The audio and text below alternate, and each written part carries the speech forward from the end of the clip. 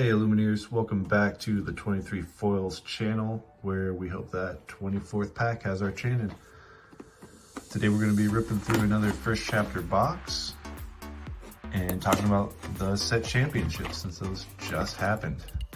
I was able to play at 6 different tournaments. I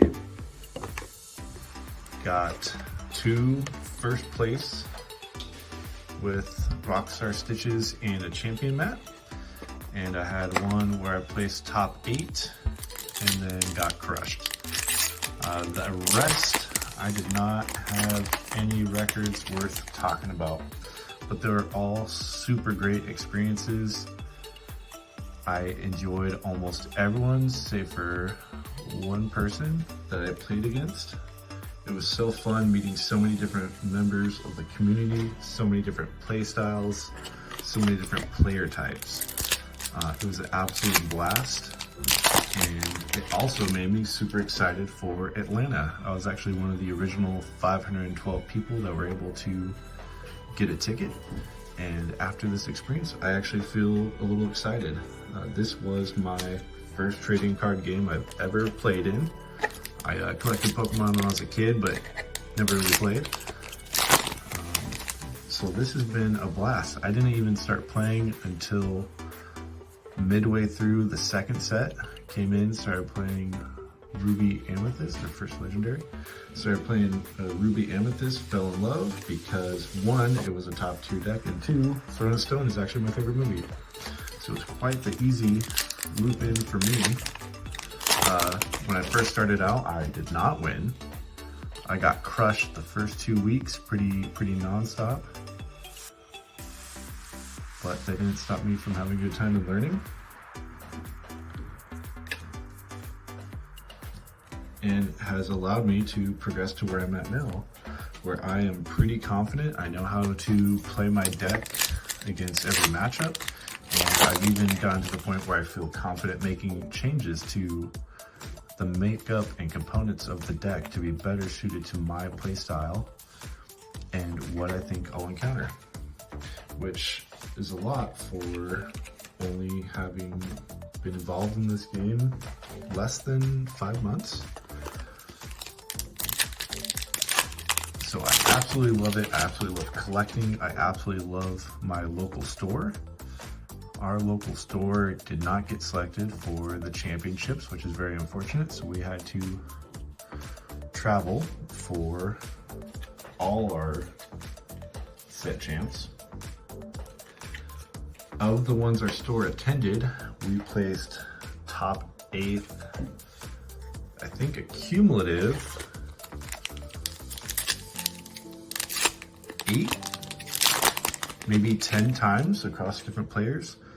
We had 4 first place tournaments on our team.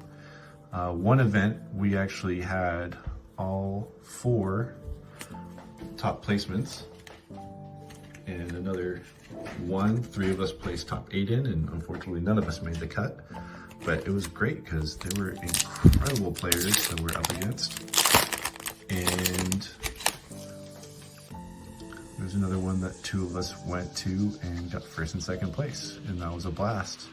I got very fortunate and never had to play my teammate, which kind of was the icing on the cake.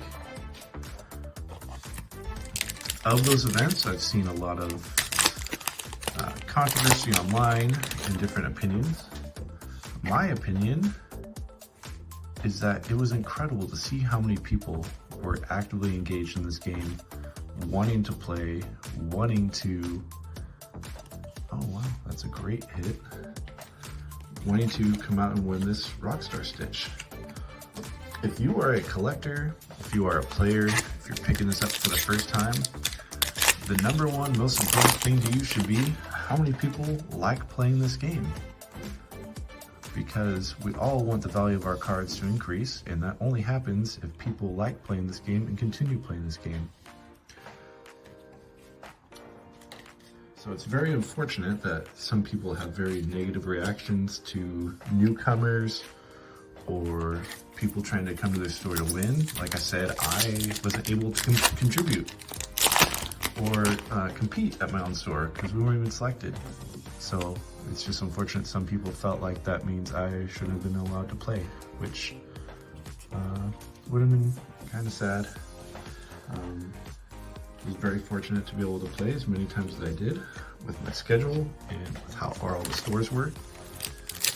And I was very surprised to have even won twice and placed another time. The games were very, very difficult and the players were super good. So I loved it. It was just a great experience. It was awesome seeing how many unique decks are out there, or unique takes on it.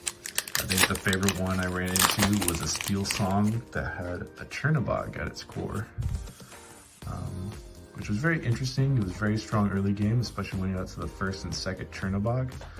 But then after that, it kind of had diminishing returns because by then they started running out of songs, and every time they played an aerial, it would stop finding stuff. And as a Ruby Amethyst player, I was very good at outing threats as they came on the board.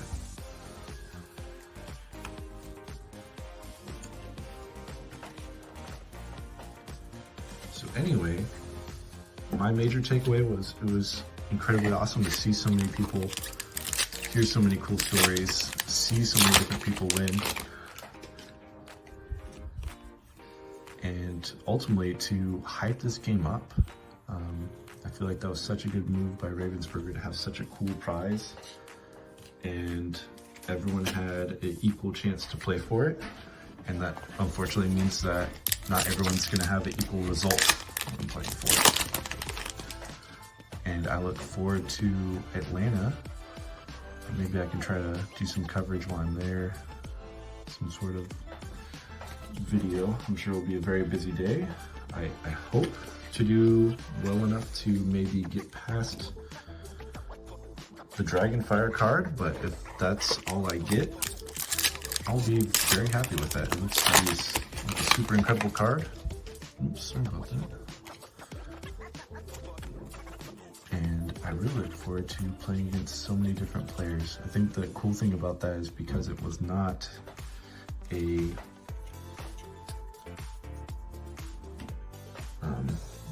barrier to enter based off standings or tournament wins or anything like that. I think it's going to be a really diverse crowd. I think there's going to be a lot of people that are just happy to be able to go, like me. There's probably going to be some really unskilled players, and then you can have some really skilled players like Moyen that will be there. So I hope I'm not the poor unfortunate soul that gets into the first round, but you never know. So far this box is doing pretty good. So far there's been a lot of really good playables and a pretty decent amount of legendaries. So for a quick recap, I think the number one card that we've hit so far is Rapunzel Gifted with Healing. And we also have a Hades. A Whole New World is still pretty up there. Tamatoa, very playable.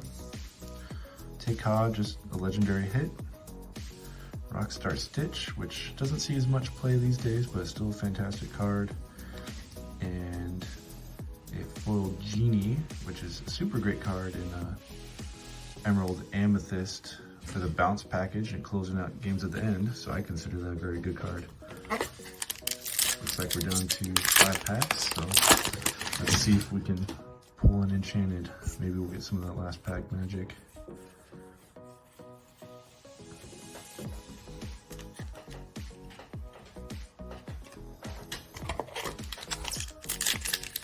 It'd be great to hear other people's impressions about the set championships and find out if you guys placed it all or won it all, and whether or not that was expected result for you or you feel like you kind of lucked into it.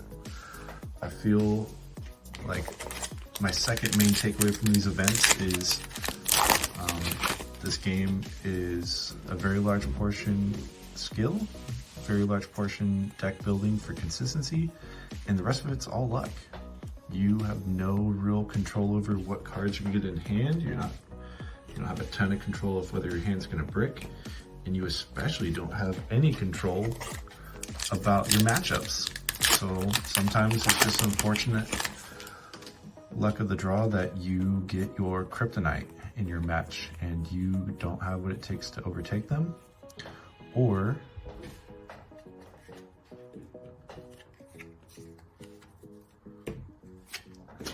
it's that the tournament itself doesn't have the spread out the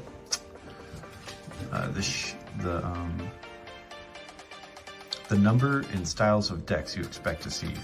If you're hoping for a lot of green steel and there's no green steel and it's all blue red, that could drastically affect your deck choice and your play style. So just a lot of factors leading to those. So it's really cool to hear when people have won consecutive. I understand that means that there's less stitches going around, but that also means that these people had to overcome a lot of odds, and that's pretty cool. All right, so all in, we're at 3. 4 enchanted, like I said, is about average, and then 4 pretty good playable super rares. All right, I'll see you guys next time.